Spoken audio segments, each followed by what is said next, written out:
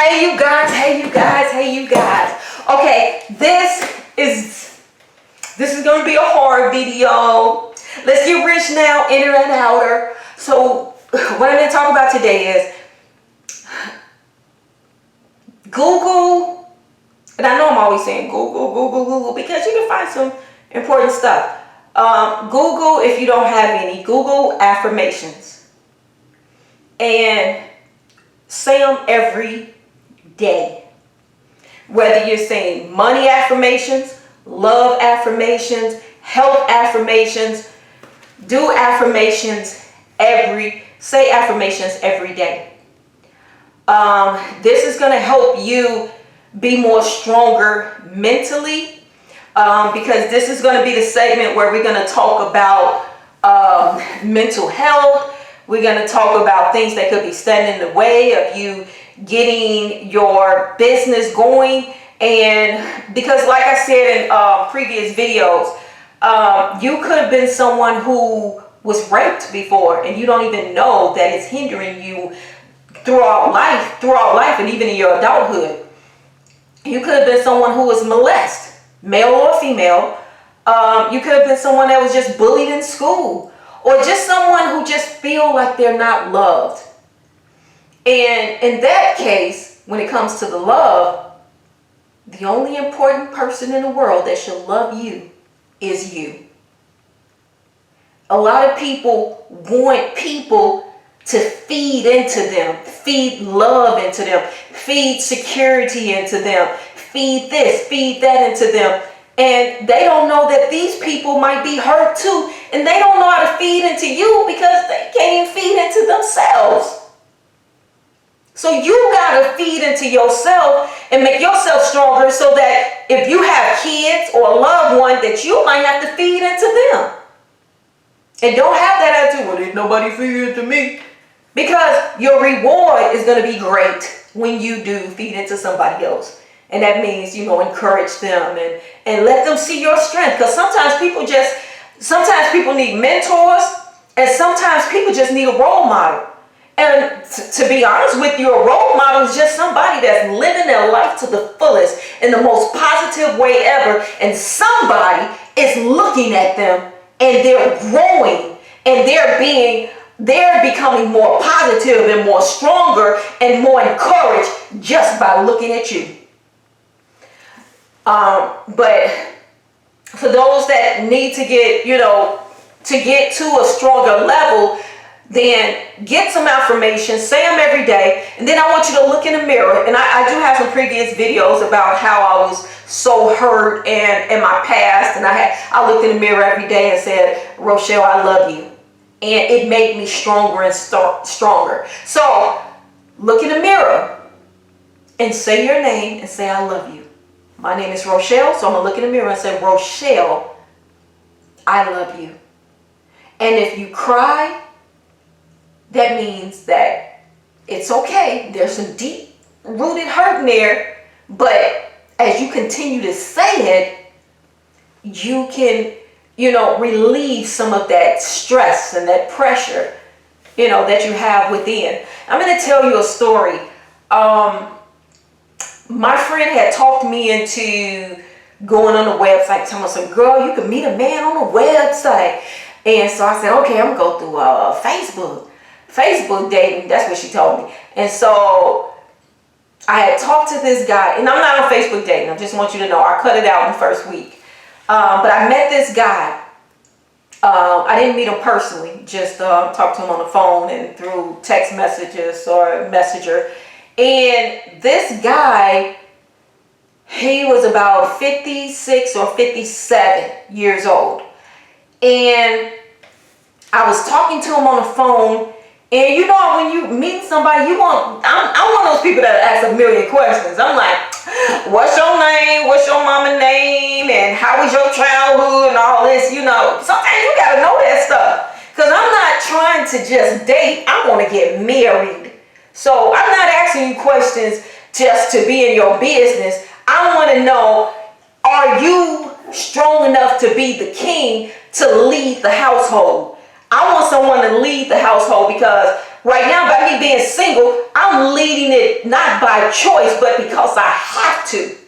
So I want a king to step in and say, I got this. And I'm not talking about saying, oh, I got this, I'll pay all the bills. I'm saying king, the king of the household, whereas he's going to make the positive decisions in the household. He's going to be a leader, whereas I am okay with following. And I know some people be like, well, y'all can walk step side by side. I've been leading all my life. I would love to be able to let somebody lead, you know. But anyway, let me go back to the story.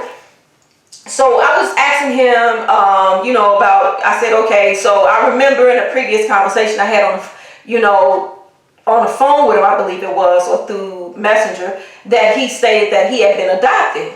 So I asked the question. I said, so you told me you've been adopted before, and tell me something. How was that? What was the process? Not the process, but, tell me about that. What happened to your mom or your dad, or why were you in the system? Tell me. And then he started crying. He's about 56, 57 years old. He started crying. It was like his mother had him when she was about maybe 12. And the grandmother said, you're too young to have a baby, so you're going to give this baby up for adoption. So the parents, the people that he gave him up to, they molested him throughout his whole childhood. And I'm talking about male and female. He was the closet. I don't even have a word for it. He said the males would pull him in the closet and make him do oral on them, and he would say it hurted him so much, and now he's 56, 57, and he's a very handsome guy. He's been working out. He's real buffed and everything. You would not know by looking at him that there's a lot of hurt and pain in him. But when I mentioned that, and this man started breaking down, so that just goes to show that, okay, he has a regular job. He went to school. He lived by himself. He went to school, and he got his, he did whatever he had to do to be a great electrician, I think, and he's doing real good at that. But whoever marries him, he's not equipped right now to leave the household, because he has a lot of deep-rooted pain, because it was too quick for him to just start crying and give, telling me all of this stuff that he'd been through, which was like horrifying. And it was like, and then I was like, have you ever tried to go and seek help? And he said, I did. And the psychiatrist or whatever that he was seeing, they wanted to sleep with him. Would you believe that? And do I believe it? Yes, I do. And just to piggyback on past videos that I've had, yes, me and my brothers and sisters had went into the foster system as well. And I know that what he's saying is true, because it's something that had happened with me and my brothers and sisters. When my two brothers went into the system that they were in, all the females was touching on them. I mean, the females inside the house,